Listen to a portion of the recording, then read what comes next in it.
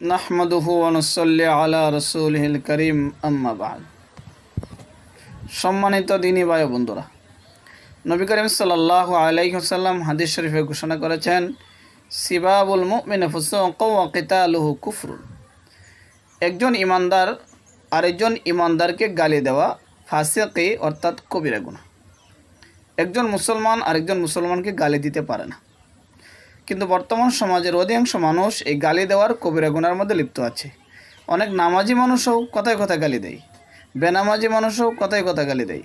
দিনদার বদ্দিন সর্বস্তরের মানুষের মধ্যেই এই গালিগুলোর যেন একটা সাধারণ ব্যাপারে পরিণত হয়েছে এবং রং করে হাসি তামসা করে ঠাট্টা করেও অনেক মানুষ দৈনিক অহরহ কবিরা গুনাহ করছে শুধু গালি দেওয়ার মাধ্যমে।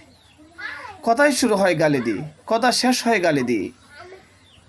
এই জন্য কোনো ইমানদার আরেকজন ইমানদারকে গালি দিতে পারে না। এই গালি দেওয়াকে বর্জন করতে হবে।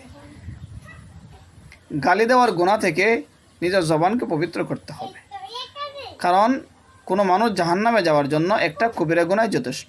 এই জন্য তওবা করে আমাদেরকে এই গালি দেওয়া থেকে ফিরে আসতে হবে।